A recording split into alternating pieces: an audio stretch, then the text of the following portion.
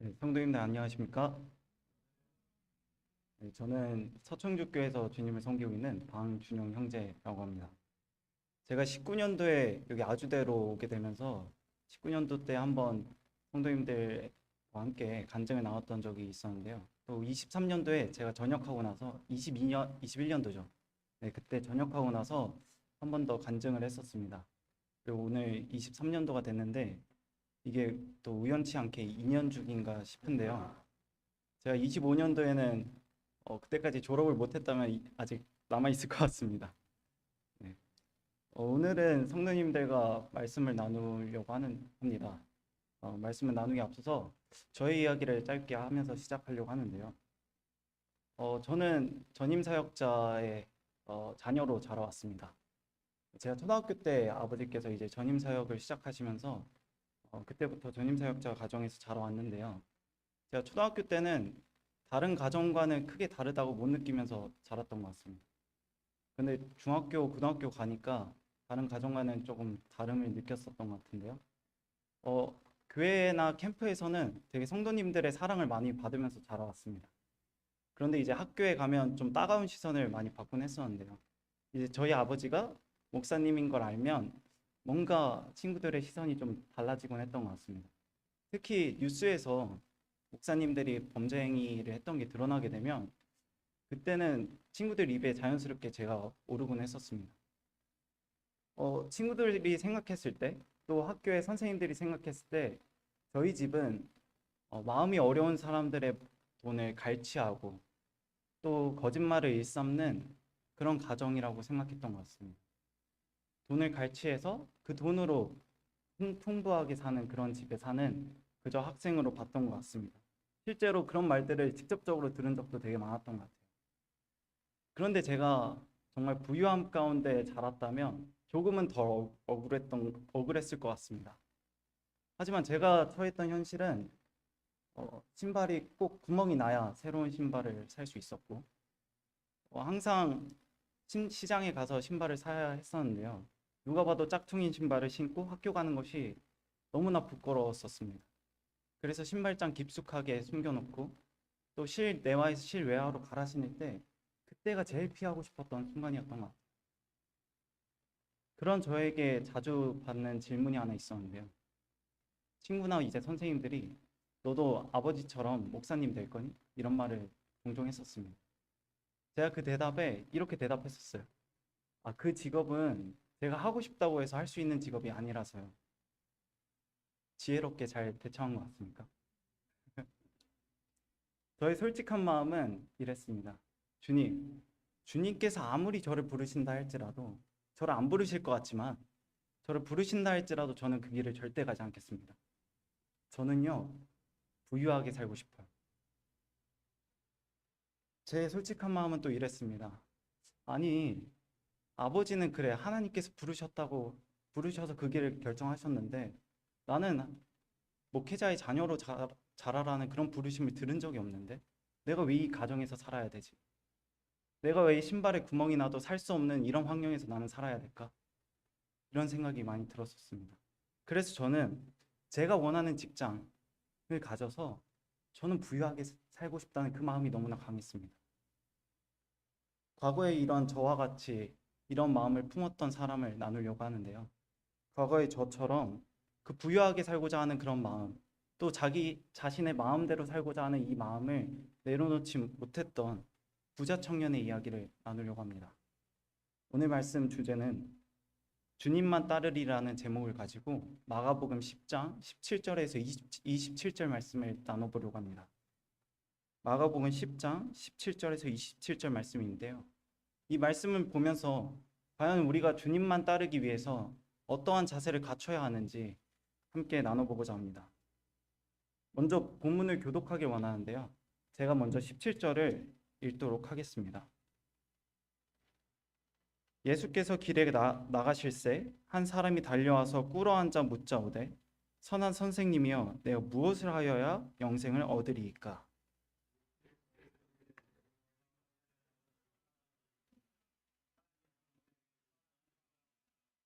내가 계명을 안 하니 살인하지 말라, 간음하지 말라, 도둑질하지 말라, 거짓 증언하지 말라. 속여 빼앗지 말라. 내 부모를 공경하라 하였느니라.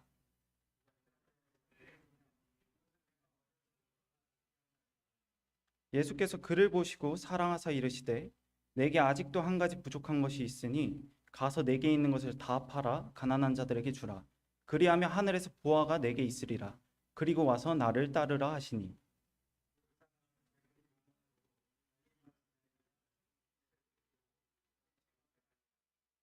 예수께서 둘러보시고 제자들에게 이르시되 재물이 있는 자는 하나님 나라에 들어가기 심히 어렵도다 하시니.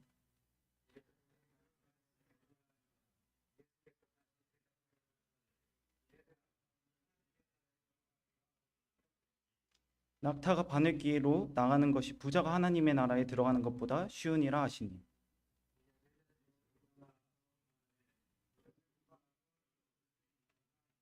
예수께서 그들을 보시며 이르시되 사람으로는 할 수 없으되 하나님으로는 그렇지 아니하나니 하나님으로서는 다 하실 수 있느니라.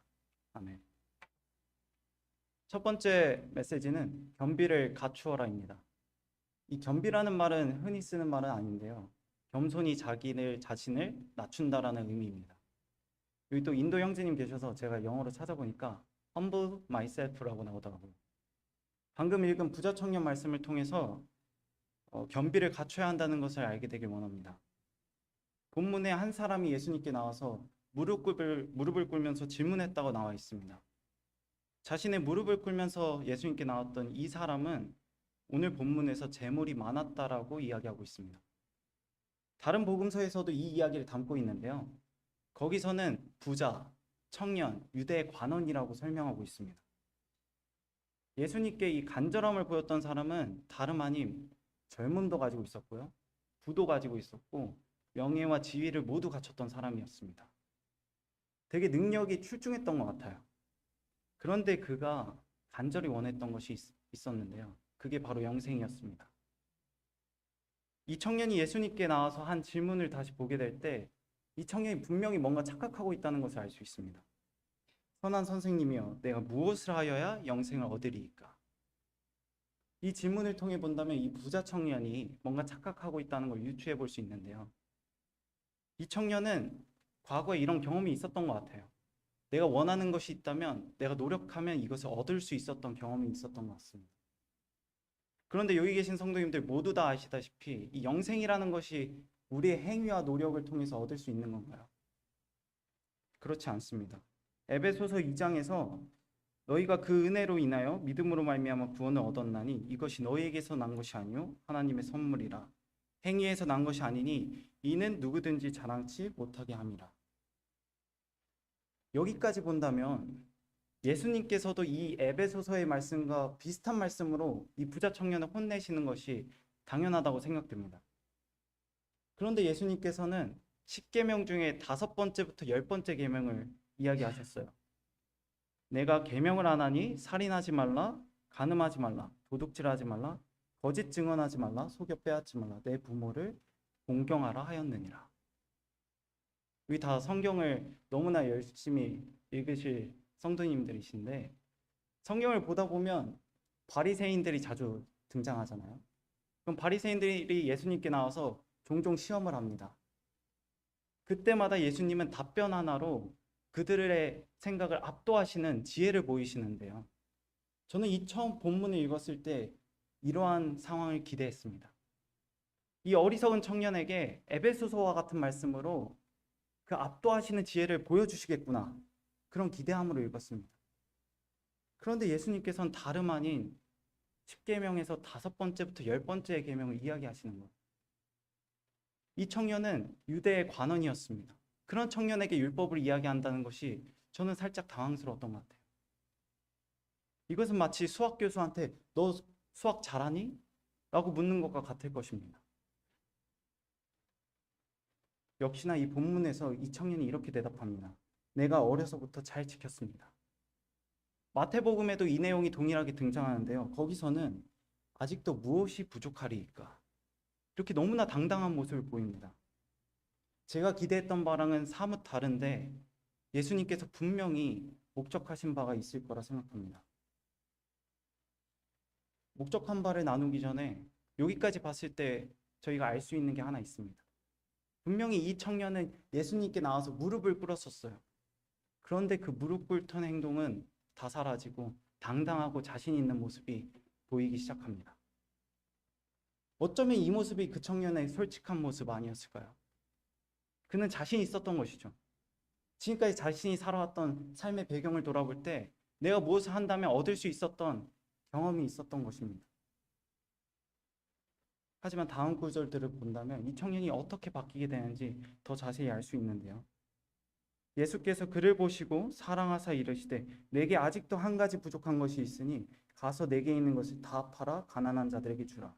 그리하면 하늘에서 보화가 내게 있으리라. 그리고 와서 나를 따르라 하시니 그 사람은 재물이 많은 고로 이 말씀으로 인하여 슬픈 기색을 띠고 근심하며 가니라. 누가복음 10장 말씀을 보면 이 청년과 동일하게 예수님께 나와서 영생을 얻는 방법을 묻는 율법 교사가 나옵니다. 예수님께서 율법 교사에게 이렇게 말씀하세요. 율법에선 뭐라 하더냐? 그러자 이 율법 교사는 이렇게 대답합니다. 내 마음을 다하여 목숨을 다하여 힘을 다하여 뜻을 다하여 주 너희 하나님을 사랑하고 또한 내 이웃을 내 자신과 같이 사랑하라 고 답합니다. 율법을 정말 잘 아는 그가 율법을 총정리해서 대답한 것이 바로 이 대답이었던 것이죠. 바로 첫 번째, 하나님을 자신의 목숨을 다해 사랑하는 것. 두 번째, 이웃을 내 자신과 같이 사랑하는 것. 이 말씀 너무나 많이 들어보시지 않았나요? 예수님께서 저희에게 첫째 되는 계명이라고 말씀하셨던 그 말씀, 하나님을 너의 그 뜻과 너의 목숨과 모든 것을 다해 사랑하라는 그 말씀이 여기 담겨 있습니다. 그리고 둘째 되는 계명이라고 말씀하셨던 내 이웃을 내 자신과 같이 사랑하라고 말씀하신 것이죠. 즉 십계명에서 예수님이 말씀하셨던 5번째부터 10번째 계명은 내 이웃을 내 자신과 같이 사랑하라는 이 말씀을 하고자 하신 겁니다. 만약에 제가 교회에서 정말 열심을 다해 섬기고 성경을 매일 열심히 보는데 하나님을 사랑하지 않는다면 어떨까요? 제가 지금까지 했던 그 행위들이 가치가 있을까요? 아무런 가치가 없는, 아무것도 하지 않은 자와 동일할 것입니다. 이 부자 청년이 십계명에서 6가지를 정말 잘 지켰다고 말했지만 자신의 이웃을 사랑하지 못했기 때문에 이 청년은 아무것도 지키지 못한 것과 같을 것입니다. 야고보서에서 이렇게 나오는데요. 누구든지 온 율법을 지키다가 그 하나를 범하면 모두 범한 자가 되나니라고 나옵니다. 이 부자 청년은 자신의 모든 것을 팔아서 이웃에게 나눠줄 수 없었기 때문에 결국 모든 계명을 지키지 못한 것과 동일한 것입니다. 여기까지 보면 2가지 생각이 들 것 같아요. 첫 번째로, 아니 예수님께서 처음부터 이렇게 말씀하시지 왜 십계명부터 이야기하셔서 빙빙 돌려 말씀하시지? 두 번째 생각은 이 부자에게 자신의 것을 다 팔아 나눠주라는 것은 너무 가혹한 거 아닌가? 이런 생각이 들 것 같습니다. 과연 예수님의 궁극적인 목적은 무엇이었을까요? 이 부자 청년을 당장 내쫓기 위해서 이런 말씀을 하셨던 것일까요? 21절에 보면 그를 보고 사랑하사 이르시되라고 되어 있습니다. 예수님께서는 이 청년을 너무나 사랑해서 기회를 계속해서 제공해 주시는 겁니다. 기다리고 계시는 겁니다. 어떤 기회일까요? 이 부자 청년이 자신의 힘으로는 영생을 얻을 수 없다고 고백할 때까지 그 기회를 주시면서 기다리고 있던 것입니다. 청년이 처음 예수님께 나왔을 때 무릎을 꿇었지만 곧바로 이 당당하고 자신만만한 모습을 보였습니다.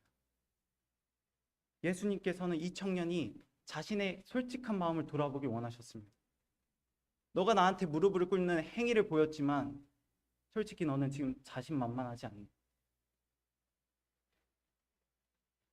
그리고 이어서 말씀하신 내가 가진 것을 다 팔아 이웃에게 나눠주라는 이 말씀을 통해서 거봐, 너가 할 수 있는 게 아무것도 없잖아. 너의 행위로 그 영생을 이룰 수 있는 게 아니란다.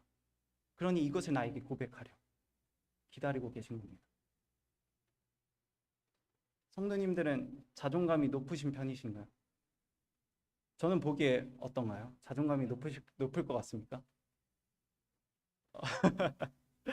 네, 맞습니다. 저는 자존감이 되게 높은 사람인데요. 제가 만약에 자존감이 낮았다면 이 세상 친구들로부터 받았던 따가운 시선을 이기지 못했을 것 같습니다. 이처럼 자존감은 때론 저를 지켜주곤 하는데요. 이 자존감이라는 말을 제가 좀 더 찾아보니까 이렇게 나오더라고요. 자아 존중감이라는 말을 축약한 말인데 위키백과에 이렇게 나옵니다. 자아 존중감이란 자신이 사랑받을 만한 가치 있는 소중한 존재이고 어떤 성과를 이뤄낼 만한 유능한 사람이라고 믿는 마음이다. 자존감이라는 뜻을 들어보니 어떻습니까? 저는 자존감이 높아도 되는 사람입니까? 성도님들 되게 사랑이 넘치시네요. 제가 세상을 살아갈 때는 저의 자존감을 나타내서 살아갈 만합니다. 왜냐하면 하나님께서 저를 사랑하시고 하나님께서 저를 하나님의 형상대로 지었기 때문입니다. 그런데 저희가 생각해 봐야 될 것은 저희의 자존감을 하나님 앞에서 드러내고 있지 않나 생각해 보기 원합니다. 그 부자 청년처럼 무릎을 꿇는 행위를 보였지만 예수님 앞에서 자신만만했던 그의 모습처럼 우리 또한 하나님 앞에서 자신만만하게 우리의 자존감을 드러내고 있지는 않은가요? 저 부자 청년처럼 나는 사랑받을 만한 존재고 나는 가치 있고 난 소중한 사람이고 나는 어떤 성과를 이뤄낼 만한 난 유능한 사람이야. 하나님, 저는 유능한 사람입니다. 라고 자존감을 드러내고 있지는 않습니까? 저는 그런 착각에 빠진 적이 있습니다. 제가 군대에서 전역할 쯤에 이런 기도를 했었어요. 아, 주님, 제가 전역하고 서천주교회로 갔을 때 많은 사역을 해보고 싶습니다. 주님, 저를 사용해 주세요. 근데 실제로 많은 일들을 할 수 있게 하나님께서 기회를 주시더라고요. 그런데 어느 순간 제가 하나님께 이렇게 말하는 것 같았습니다. 주님, 제가 하나님의 도구임을 인정하는데 그래도 좀 쓸만하지 않습니까? 제가 그래도 좀 유용한 도구이지 않은가요? 자만에 빠진 말을 고백하기 시작했던 것 같습니다. 주님, 제가 하나님께서 나무를 하려고 하는데 쇠도끼 정도는 되지 않습니까? 그런데 돌아보니까 아니더라고요. 만약에 쇠도끼에 비유한다면 저는 나무 손잡이, 그 손잡이에 불과하다는 것을 알았습니다. 하나님 손에 다뤄지는 그저 그 손잡이, 혼자서는 아무런 가치를 창출할 수 없는 존재임을 알았습니다. 제가 만약에 결실을 냈다고 한들 이 결실은 저의 손으로 난 것이 아니라 하나님의 손으로 난 것이라는 것을 깨닫게 되었습니다. 우린 부자 청년과 같이 내가 무언가 할 수 있는 줄로 착각할 때가 있습니다. 우리의 행동이 하나님께 어떠한 유익을 가져다 드릴 수 있는 것으로 착각할 때가 있습니다.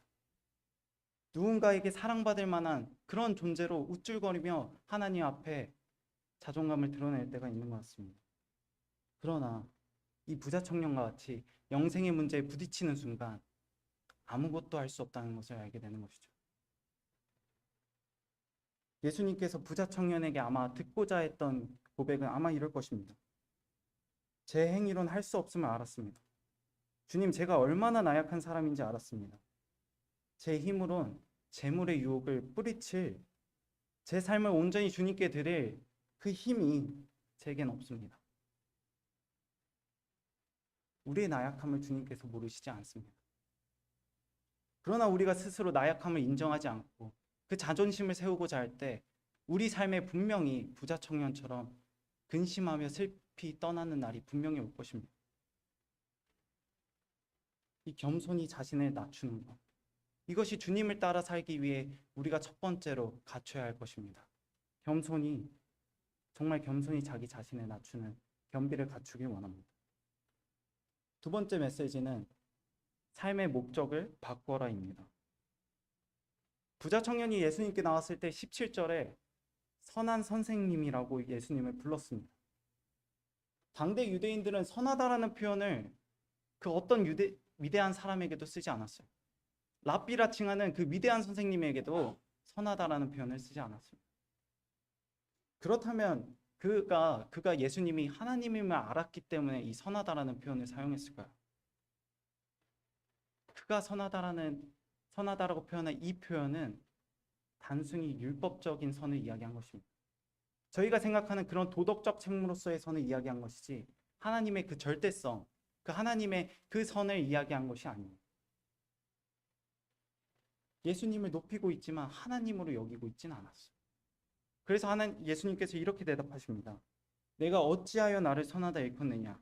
하나님 한 분 외에는 선한 이가 없느니라. 이 선의 개념을 바로잡고 계시는 것이죠. 너가 생각하는 그 행위로서 이룰 수 있는 그게 선이 아니라 하나님 한 분만이 하나님의 속성으로서 그것이 선한 거야. 하나님이 곧 선이야. 그런데 내가 곧 하나님이란다. 이 이야기를 하고 계신 겁니다. 하지만 부자 청년은 이것을 깨닫지 못했던 것 같아요. 부자 청년은 결국 예수님을 떠나갔습니다. 부자에게 예수님께서 자신을 따라올 것을 이야기했는데 부자 청년은 떠나갔습니다. 오늘날 우리에게도 부자 청년과 동일하게 나를 따라오라고 말씀하고 계십니다. 그러나 우리와 부자와는 차이점이 있습니다. 바로 그것이 예수님을 하나님을 알고 있다는 사실입니다. 저 부자는 예수님을 하나님으로 여기고 있지 않지만 우리는 예수님을 하나님으로 믿고 있고 알고 있지 않는다. 그렇다면 우리는 따라가야 되지 않겠습니까? 부자는 떠나갔지만 우리는 따라가겠다 화답해야 할 것입니다. 여기 계신 성도님들은 모두 화답했기 때문에 오늘 이 자리에 있는 것이라 생각합니다. 그렇다면 예수님께서 과연 우리에게 무엇을 요구하셨는지 좀 더 자세히 살펴보길 원합니다. 내게 있는 것을 다 팔아 가난한 자들에게 주라. 그리하면 하늘에서 보화가 내게 있으리라. 그리고 와서 나를 따르라 하시니. 두 가지를 요구하십니다. 첫 번째는 가난한 자들에게 내가 가진 것을 다 팔아 나눠주라는 것. 그리고 두 번째가 예수님을 따르는 것이었습니다. 부자에게 가진 것을 다 팔아 나눠주라는 것은 어떤 의미였을까요? 조금 과장일 수도 있지만 오늘날 우리에게 표현하자면 아마 이럴 것 같습니다. 여기에 지금 20대부터 60대까지 다양한 연령층이 모이시는 것 같아요. 근데 예수님께서 성도님들께 지금 당장 해외로 선교하러 나가라고 하신다면 어떨 것 같습니까? 가실 수 있으신가요? 아마 저를 비롯한 20대 청년들은 자신의 그 젊음, 아직까지 죽기까지엔 많이 남았다라고 생각하는 그 시간이 내어드리기가 쉽지 않을 것 같습니다. 지금까지 쌓아둔 재물은 별로 없지만 그 젊음이라는 무한한 가능성을 내려놓고 주님 저 따르겠습니다라고 나아가기 쉽지 않을 거예요. 3, 40대 성도님들께는 자녀 문제가 걸리시겠죠. 마치 선교하러 나가는 것은 자녀 문제를 포기하는 것과 같다고 느껴지실 것 같습니다.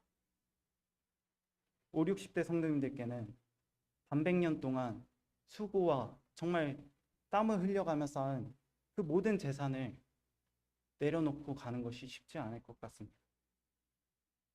혹은 평안한 노후 계획을 뒤로 젖혀두고 예수님을 따라 그 고난의 길을 걷는 것은 정말로 어려운 일일 것이라 생각합니다. 이 부자 청년은 아마 더 어려울 것 같았어요. 왜냐하면 이 부자 청년은 젊음도 있고 부도 있고 지위와 명예 모든 것을 갖췄습니다. 그런 그가 이 모든 것을 내려놓고 주님을 따라간다는 것 정말 어려웠을 것입니다. 앞에서 10계명 중에 5번째부터 10번째 계명은 내 이웃을 내 자신과 같이 사랑하라는 이 말씀을 이야기한다라고 나눴습니다. 그리고 이어 나를 따르라는 이 말씀은 그 바로 첫째 되는 계명이라고 이야기하셨던 내 마음을 다하고 목숨을 다하고 뜻을 다하고 힘을 다하여 주 너희 하나님을 사랑하라 하신 이 말씀을 이야기하고 있는 것입니다. 즉 예수님을 따라 사는 것은 결국 예수님을 내가 가진 모든 것을 가지고 사랑하는 것입니다. 우리의 모든 것을 버려두고서 주님만 사랑하고 주님만 따라 살 수 있냐고 지금 성도님들께 예수님께서 이야기하고 계신 겁니다. 부자 청년이 그 전까지 무엇을 목적하며 살았을지 모르겠습니다. 그러나 영생을 얻는 이 문제에 부딪히는 순간 자신의 모든 것을 내려놓아야 했던 것입니다. 우리 또한 우리가 영생의 문제에 부딪히는 순간, 영적 문제에 부딪히는 순간 우리가 가지고 있는 우리가 목표한 모든 것을 내려놓아야 함을 이 부자 청년을 통해 알 수 있는 것이죠. 이 땅을 살아가고 계신 그 이유가 무엇인가요? 중고등학생과 교제하던 중에 한 학생이 저한테 이렇게 말하더라고요. 선생님, 저는 주님 없이는 아무런 삶의 가치를 못 느끼는 것 같아요. 그 학생이 어떤 학생인지 알았기 때문에 이 말이 진심임을 느꼈습니다. 만약 우리 삶 속에 하나님이 빠진다면 어떨 것 같습니까? 어린 학생의 말처럼 정말 삶의 가치를 못 느끼는 것이 당연하지 않을까요? 아마 하나님이 빠진다면 자기 자신한테 지금 무엇을 위해 살아가고 있는지 의문을 던지는 것이 자연스러울 것입니다. 실제로 이와 비슷했던 순간들이 있으실 것 같아요. 그 코로나라는 시간이 우리한테 있었습니다. 코로나라는 시간 동안 성도님들이 교회에 모이지 못했었잖아요. 정말 교제가 자연스럽게 적어질 수밖에 없고 성도님들과 함께 찬양을 부를 수 없었던 시간이 우리한테 있었습니다. 과연 그 시간 동안 성도님들은 정말 그 갈증을 느끼셨나요? 만약에 그 갈증이 없었다면 돌아봐야 할 것입니다. 교회에서 하나님과의 교제하는 시간은 정말 일부분이죠. 그렇다고 한다면 그 코로나 기간 동안 하나님과의 교제를 늘려가셨나요? 성경을 더 깊이 연구하고 더 묵상하는 시간을 더 늘려가셨습니까? 오히려 줄어들었다면 그 2년이라는 시간 동안 나는 무엇을 위해 살았었는지, 혹은 이 부자 청년처럼 그 부유함을 위해서 살진 않았었는지 돌아보면 반성하게 됩니다. 서론에서 말씀드렸다시피 저는 풍요롭게 살고 싶었어요. 이런 마음 자체가 문제는 아닐 것입니다. 하지만 제가 살아가는 목적이 저에게 맞춰져 있는 이것이 문제였던 것이죠. 풍요로운 삶, 내가 원하는 직장을 가지는 것, 제 삶의 목적이 되어서 저를 지배하고 있었습니다. 그래서 하나님께서 제 삶을 전부 원하신다 할지라도 저는 드리지 못한다고 고백하고 있었어요. 부자 청년은 율법 교육을 잘 받았기 때문에 어려서부터 가난한 자들을 도우면서 살았을 것입니다. 그들 구제하면서 살았을 거예요. 하지만 예수님께서는 그 정도의 삶을 원하신 것이 아닙니다. 그 정도로 구제하는 정도의 삶이 아니라 그 부자 청년의 삶의 전부를 원하고 계신 것입니다. 예수님께서 우리의 인생 전부를 원하십니다. 어느 정도의 상한선을 그어놓고 그 이하의 것만 드리는 그런 삶이 아니라 애초에 상한선이 존재하지 않는 우리의 삶 전부를 원하시고 계십니다. 주님, 그래도 저는요, 주일날 나와서 다른 성도님들보다 더 열심히 섬기고요, 피곤하지만 오늘처럼 수요 집회 나와서 앉아 있습니다. 꼬박꼬박 11조도 드리고 있어요. 부자 청년이 예수님께 이렇게 고백한 것과 같습니다. 만약에 그 이상을 요구하신다면 드리실 수 있습니까? 주일 예배 참석, 수요 집회 참석, 말씀 읽기, 기도하기, 헌금하기, 이렇게 정해놓은 규칙들 좋습니다. 그러나 이 규칙이 우리 삶의 상한선이 되고 있지 않습니까? 오히려 이 규칙 때문에 그 규칙 이상의 것을 하지 않고 있진 않은지 돌아보기 원합니다. 규칙을 세우기보다 삶의 목적을 정말 견고히 세운다면 우리 삶 가운데 이런 규칙 따위는 필요 없을 것입니다. 오늘 우리 하루를 살아가는 그 목적을 정말 견고하게 한다면 우리는 하나님께서 나를 따라오라는 그 말씀에 자연스럽게 화답하며 살아갈 것입니다. 참 놀라운 것은요, 오늘 이 본문 다음에 나오는 이야기입니다. 부자 청년 이야기 다음에 예수님께서 제자들에게 곧 내가 십자가를 질 그 이야기를 말씀하세요. 내가 대제사장에게 넘겨질 것이고 그들은 나를 이방 사람들에게 넘길 거야.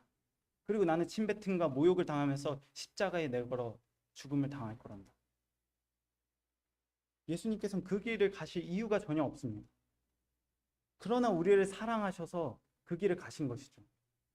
자신을 부인하고 자신을 내어드리는 모습을 먼저 보여주셨습니다.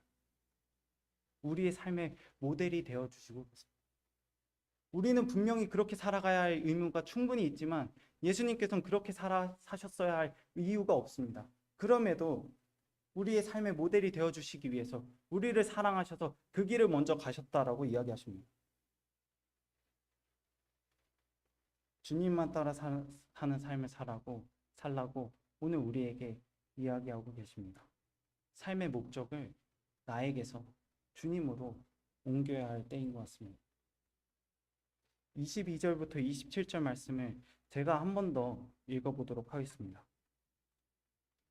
그 사람은 재물이 많은 고로 이 말씀으로 인하여 슬픈 기색을 띠고 근심하며 가니라. 예수께서 둘러보시고 제자들에게 이르시되 재물이 있는 자는 하나님의 나라에 들어가기 심히 어렵도다 하시니 제자들이 그 말씀에 놀라는지라. 예수께서 다시 대답하여 이르시되 애들아, 하나님의 나라에 들어가기 얼마나 어려운지 낙타가 바늘기로 나가는 것이 부자가 하나님의 나라에 들어가는 것보다 쉬우니라 하시니 제자들이 매우 놀라 서로 말하되 그런즉 누가 구원을 얻을 수 있는가 하니 예수께서 그들을 보시며 이르시되 사람으로는 할 수 없으되 하나님으로는 그렇지 아니하나니 하나님으로서는 다 하실 수 있느니라.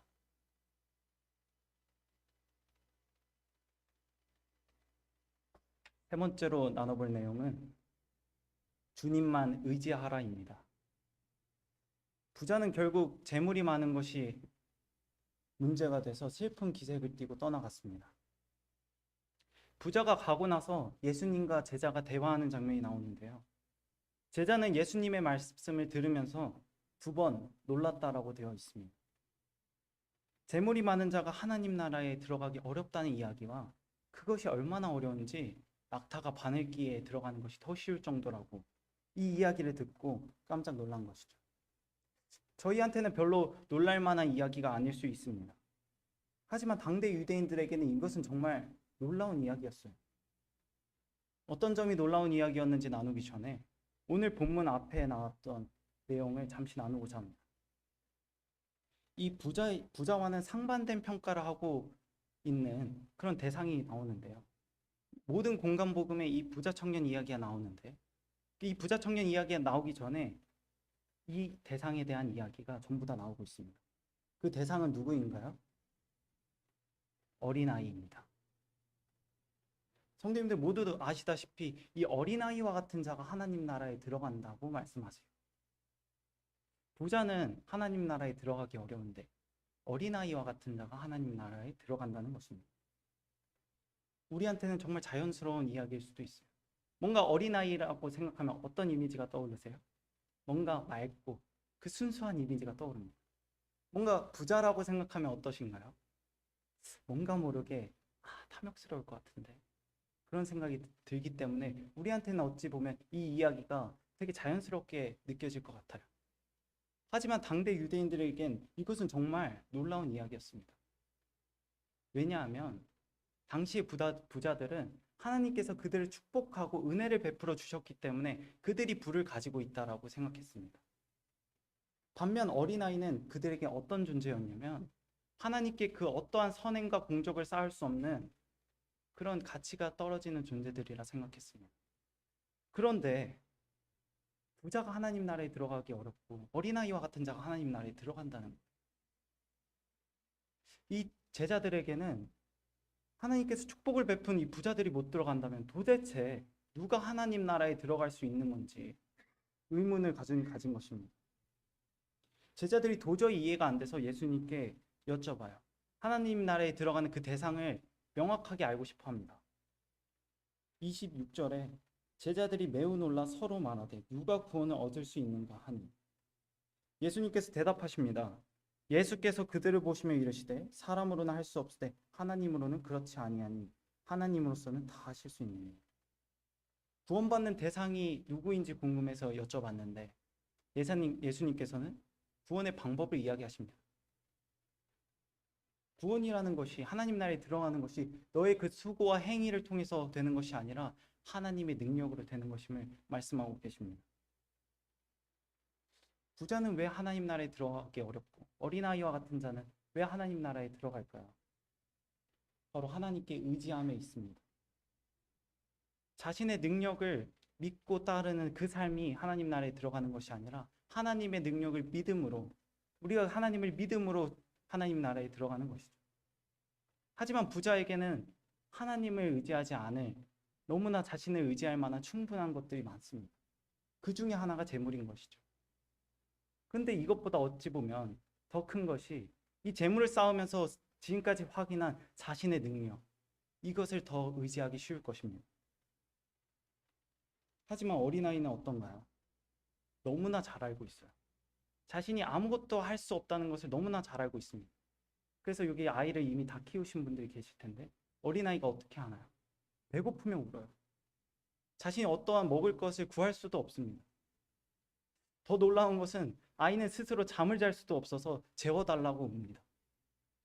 이처럼 부모에게 전적으로 의지하는 존재가 바로 어린아이들이죠. 어린아이가 부모님을 전적으로 의지하듯이 우리가 하나님만을, 다른 재물을 겸하여 사랑하고 의지하는 것이 아니라 하나님만을 신뢰하고 의지할 때 우리는 구원을 얻을 수 있는 것입니다. 성도님들은 요즘 무엇을 의지하면서 살고 계신가요? 그것이 돈이십니까? 아니면 지금까지 살아오신 내공으로 가득 찬 경험이신가요? 아니면 젊음에서 나오는 패기이신가요? 아니면 하나님을 의지함으로 오늘 하루를 보내셨는가요? 이것은 모두 저에게 하는 질문입니다. 저는 때론 별로 돈도 없는데 돈을 의지하고 삽니다. 때로는 저의 젊음을 의지하며 살아갑니다. 때로는 정말 별거 없는 20여 년의 저의 경험을 의지하면서 살아갑니다. 더 웃긴 것은요. 제가 그렇게 지혜롭지도 않은데 저의 지혜를 의지하면서 매일 하루를 살아갈 때 무언가를 하나씩은 결단하고 살아갑니다. 무언가를 하나는 결정하고 살아가요. 하나님의 시선에선 이런 삶을 살고 있는 저를 아마 이렇게 평가할 것 같습니다. 어리석다. 무모하다. 아쉬운 하루를 왜 그렇게 반복하면서 살아가니 준영아. 너가 나를 의지하면서 하루를 살아가고 너의 평생을 살아간다면 더 지혜롭게 정말 아쉬운 하루 하나 없이 살아갈 텐데 더 풍족하게 만족할 만한 하루를 살아갈 텐데 만약에 그렇게 살아가면 세상 두려울 것 하나 없이 담대하게 살아갈 텐데 오늘 여기 계신 성도님들과 함께 어린아이가 되기를 원합니다. 순수한 믿음을 가지고 하나님을 전적으로 의지해서 앞으로 나아가길 원합니다. 제가 최근에 영적 성숙함은 무엇인지에 대해서 고민을 한 적이 있습니다. 제가 자취방에 혼자 살다 보니까 되게 이런저런 고민을 많이 하게 되는데요. 뭔가 영적으로 성숙해지고 싶은데 과연 그 성숙해졌을 때의 모습은 어떤 이미지일까? 어떤 모습일까? 상상을 해봤어요. 제가 먼저 떠올라지는 이미지는 지금은 뭔가 가지고 있지 않은 그런 능력을 갖춰서 교회에서나 제 삶에서 그 능력을 발휘하는 모습이 상상이 됐습니다. 성숙해진다고 생각하니까 뭔가 성장해야 될 것 같고 성장한다고 생각하니까 뭔가 레벨업이 되어서 지금은 갖추지 못한 어떠한 능력을 갖춘 모습이 상상이 됐습니다. 그런데 성숙한 성도님들을 주변에서 보니까 제 상상과는 많이 다르더라고요. 그 모습은 정말 더 낮아진 모습이었습니다. 젊은 청년들은 성숙하지 못해서 자신의 지혜를 붙잡고 어떻게든 해결하려고 노력할 때 정말 성숙한 성도님들은 그 자리에서 기도를 하고 계시더라고요. 영적 성숙하다는 것은 제가 상상했던 것처럼 어떠한 경지에 오르는 나의 레벨이 뭔가 올라가는 그런 것이 아니라 더 낮아진 모습이라는 것을 알게 됐습니다. 성숙하다는 것은 겸비를 갖추고 스스로 낮아져서 하나님만 의지하는 그 모습이 성숙한 모습이더라고요. 자신이 정말 할 수 있다 여겨지는 일도 하나님께 의지하는 것이죠. 그것이 성숙한 크리스찬의 모습이었습니다. 어떻게 보면 이 어린아이의 모습이 가장 성숙한 크리스찬의 모습인 것 같습니다. 성도님들, 저희 모두는 결정해야 합니다. 나를 믿으며 살아갈지, 하나님을 믿으며 하나님을 의지하며 살아갈지 우리 모두는 결정해야 합니다. 나를 따라와라. 너가 가진 것을 모두 다 팔아서 가난한 자들에게 나눠주라는 이 말씀 앞에 나는 어떻게 살아갈지 결정해야 합니다. 서청주에 저보다 어린 청년들이 상당히 많은데요. 한 청년이 저한테 와서 이렇게 이야기하더라고요. 형, 내가 어떻게 살아가야 할지는 알겠는데 이제 다짐하는 것조차 무의미하게 느껴져. 나는 또 실패하고 또 넘어지고 또 그럴 텐데. 이 형제만 이런 고민을 했을까요? 저도 똑같은 고민을 했었습니다. 저도 이렇게 생각했었어요. 이것은 저와 형제만의 고민은 아닐 것이라 생각합니다. 한 번쯤은 생각해 봤을 것 같습니다. 주님만 따르겠다는 그 결정을 할 수 있겠지만 정말 그것을 삶으로 보일 자신이 없는 것이죠. 그렇기에 저에게는 하나님만 의지하는 것, 그것이 절대적인 것이라 느꼈습니다.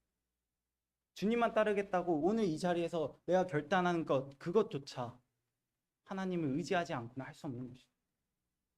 또한 오늘 이 자리에서 내가 결단하고 각자의 삶으로 돌아갔을 때 그것의 삶에 보일 자신이 저에겐 없습니다. 다만 제가 할 수 있는 것은 삶으로 돌아갔을 때 하나님을 붙잡는 것이죠. 아침에 일어나자마자 저는 이렇게 기도할 때가 많습니다. 오늘도 제 힘으로 살아갈 그런 용기가 제게 없습니다. 오늘도 제 힘으로 주를 따라 살아갈 그 힘이 제게 없습니다. 주께서 저의 마음을 굳건하게 붙잡아 주세요. 저를 지켜주십시오. 하나님께서는 저희에게 한 번도 너의 힘으로 믿음을 보이면서 살으라고 이야기하신 적이 없습니다. 이 부자 청년이 부딪힌 영생의 문제와 동일하게 우리에게 이렇게 말씀하십니다. 사람은 할 수 없을 때 하나님으로는 다 하실 수 있느니라. 내가 있잖아. 내가 너에게 든든한 백이 되어줄게. 나를 믿고 시작해봐. 우리에게 항상 이렇게 말씀하고 계십니다. 소명이라는 책에서 이런 구절이 나오는데요. 하나님의 부르심이란 것이 소명이다. 우린 그 부르심에 응답하며 살아가야 할 책임이 있다. 전임 사역자만 하나님께서 부르신 것이 아닙니다. 장로와 집사만 하나님께서 부르신 것이 아닙니다. 저희 모두를 하나님께서 각기 다른 모습으로 부르고 계십니다. 누군가는 교회에서 교회의 머리로서, 누군가는 팔과 다리로서 하나님께서 부르고 계십니다. 그러나 동일한 것은 주님만 따르라는 이 말씀을 우리 모두에게 하고 계신다는 것이죠. 소명이라는 책에서 말했듯이 이 부르심에 어떻게 응답하시겠습니까? 결론을 이야기하고 오늘 말씀을 정리하려고 합니다. 주님만 따르리, 이 고백이 우리 삶 가운데 있기를 원합니다. 여기서 이 만이라는 것이 너무나 중요하다고 여겨집니다. 재물도 섬기면서 주님도 섬기는 게 아니라 주님만 따라 살아가야 할 것입니다. 그 마음이 우리 모두에게 있기를 기도합니다. 세상에 살다 보면 제가 잘난 줄 알고 제 목이 뻣뻣해질 때가 있어요. 그럴 때면 제 목이 꺾이고 나서야 정신을 차립니다. 하나님 앞에서 겸비를 갖추고 살아가야 함을 알게 됩니다. 겸비를 갖추고 겸손히 자기 자신을 낮추어서 주님만 따라 살겠다라는 그 목적으로 우리의 삶을 바꿔야 할 것입니다. 그렇게 살아갈 때 분명히 삶이 윤택해질 것입니다. 이를 위해서 매일 기도로 구해야 합니다. 저희는 너무나 연약하고 세상에서 계속해서 저희를 유혹합니다. 그렇기에 우리는 매일 하나님께 기도로서 하나님을 의지해야 하는 것이죠. 여기 계신 성도님들과 함께 주님만 따르며 살 수 있기를 원합니다. 기도를 통해 주께 의지하시고 세상 안에서 주님만 따르는 삶을 살아내셔서 정말 하나님 앞에 섰을 때 저희 모두가 함께 칭찬받는 그런 성도가 되기를 원합니다. 기도하고 오늘 말씀 마치도록 하겠습니다. 아버지 하나님, 감사를 드립니다. 오늘 성도님들과 함께 하나님의 말씀을 묵상하고 나눌 수 있게 해주심에 감사를 드립니다. 저희가 지금까지 어떻게 살았을지 정말 그 삶의 모습이 하나님 앞에 정말 부끄러움을 고백을 드립니다. 그러나 오늘 적어도 이 자리에서 저희가 주님만 따르겠다는 그 고백을 하길 원합니다.